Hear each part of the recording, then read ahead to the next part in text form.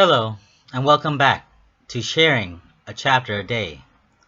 This is Me, and today I will be reading Chapter 22 of Engagement in Peril by Dara Odoe.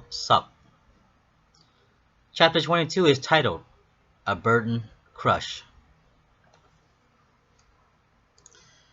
There was a time when I thought I knew all about love, what it meant and what was required to make it last. But I was wrong. I was 13 then and so she was she. She wasn't supposed to be the one whom I fell for, but it turned out that way on account of her best friend, Loanne Kelly D. Kelly was the one who I was so deeply into and desperately longed for and to have. I met Kelly on the first day of school at Franklin Middle School on 7th and Orange in Long Beach, California. I remember it clearly now. It was during that autumn of 1989.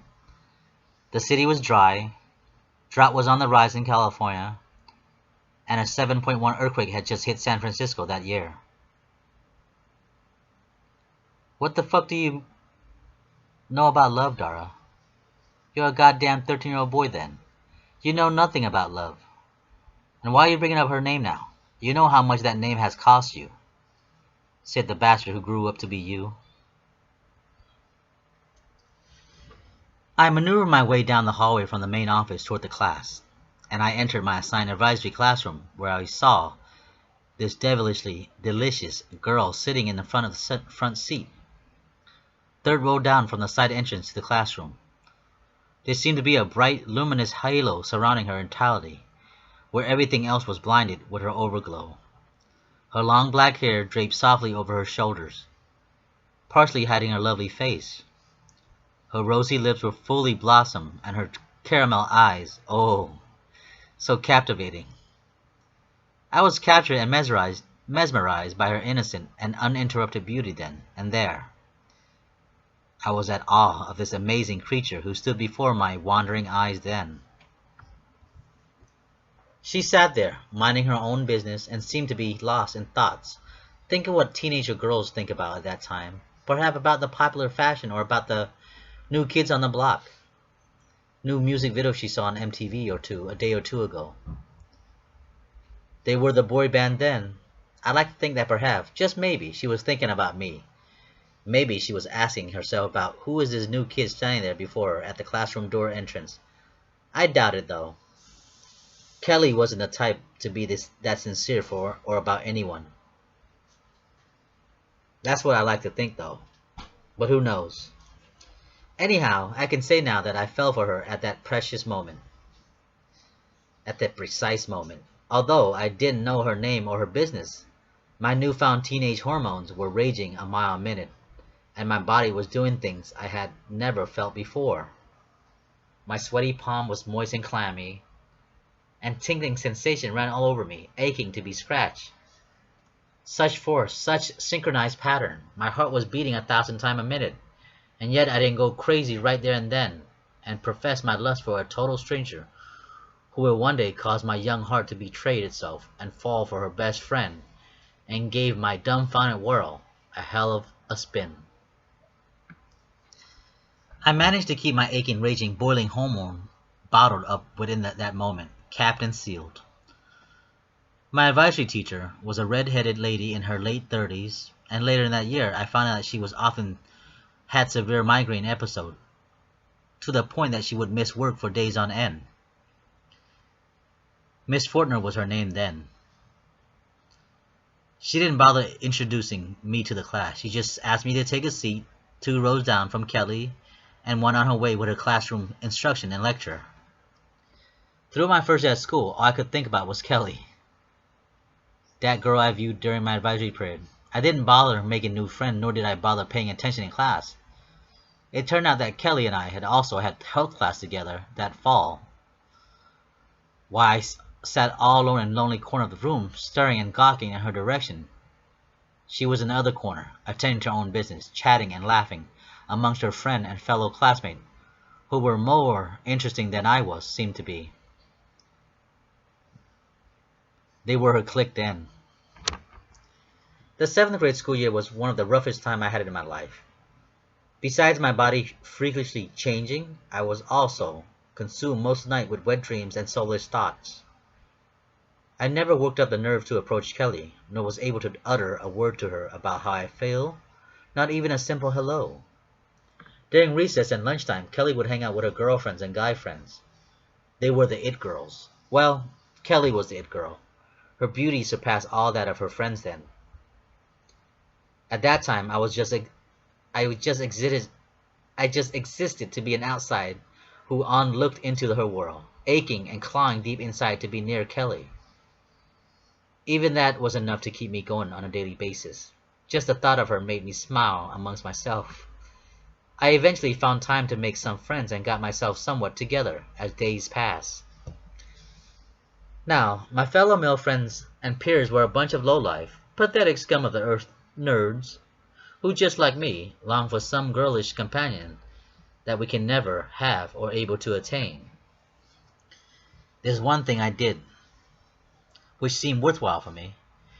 Before school had ended in that summer, I had bought the 7th grade yearbook where several people signed it, but not Kelly, because I didn't bother asking her. And like a shriveled pussy I left out in agonizing winter cold, I was too scared to ask her to sign it. The good thing about it was that Kelly's picture was in there, so I spent the afternoon at home, made some effort to draw Kelly's picture onto a cardboard that I had cut out from a used box. Fortunately, I found out where Kelly had lived. It wasn't like I was stalking her or anything, but luckily I found out where she lived. This so happened, one day on my way home, I accidentally ran into her and her sister. She was walking home with her older sister while I was making my way home northbound one afternoon on 10th Street and Orange Avenue. Kelly lived at 1050 Orange Avenue, Long Beach, California, 90813, in a house next to a two-story apartment close by Lincoln Elementary School. And her sister, they were quite pretty hot themselves. 3 Vietnamese girls, sisters, all hot. Bothered. I thought they all had similar feature. Of course, they were all from the same parents. Kelly was the shortest of the 3 sisters. She was about a few inches shorter than me, and still is. So I found out where she lived. So that night, I cracked open the 7th grade yearbook, and I spent several long hours drawing her picture from it. While busy at my creativity and trying to capture her beauty onto the cardboard, I also daydreamed about what would do to her if she was with me. Oh, the things I would do to Kelly now if she had known what I had existed in her refined world then.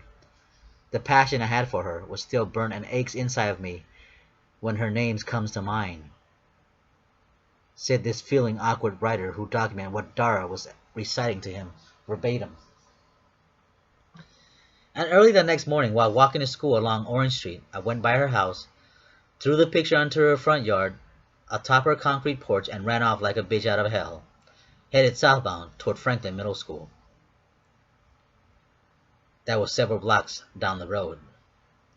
I didn't bother signing my name or put my mark on the drawn picture, because I was afraid to let her know who it was that drew her.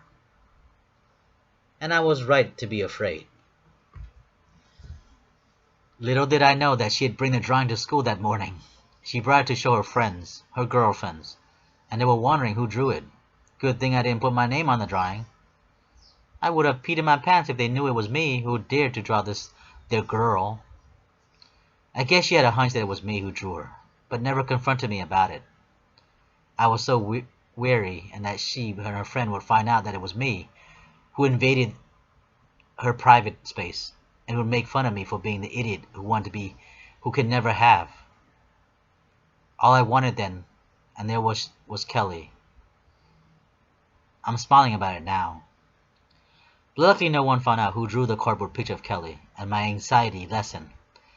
The 7th grade dragged on and ended with Kelly never noticing me, that I had never existed. As each day passed, my longing for Kelly built up, and that desperation kept me going during the whole 2.5 months without seeing her during that summer break, apart from school and from being around one another. I spent my summer like most teenager boys. I hung out at the beach, going to the shoreline village, and busy myself at video arcades at the Long Beach Mall off of Long Beach Boulevard and 4th Street then, which is now a Walmart. And most of the time, I would stroll along by my lonesome self along the warm beaches and ass watch to quench my horny urges during that somewhat long summer months. That summer, my family didn't go anywhere. We usually didn't have family outing or vacation. So I spent the summer at the arcade, winning stuffed animals from the cherry-picking machine, wasting my hard-earned money from my mother and from collecting and trading in used cans and bottles, recycling. Throughout the entire summer vacation, I never got to see Kelly, but there wasn't a day that went by that I didn't think of her, nor did I stop longing for her. Nor wasn't there a night that I didn't have wet dream over myself, over her captivating beauty, while I continuously look at her yearbook picture and daydream to the day that I'd be able to hold her hand and do things for her, to her young, delicate, refined body, just like the animal that I am. Oh, the thing I would do to her then and now. I would love to tear her up. Damn, Dara. You don't learn, do you? You should have just gone up to her and told her how you really felt. Perhaps she'll even give you the time of day. But no. You had to ball up yourself, hide your affection and feelings. Down deep, you just need to open up and give the world a chance to see you for who you are. A young buck. I'm sure Kelly is a reasonable person, and perhaps she'll even give you the time of day. She may have become someone you no longer know. Lovingly, I tell myself.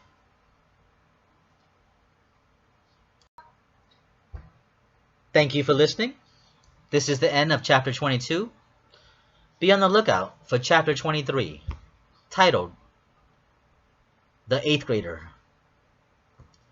Until next time, this is Do, Ra, Mi, and I'll see you later. Thank you.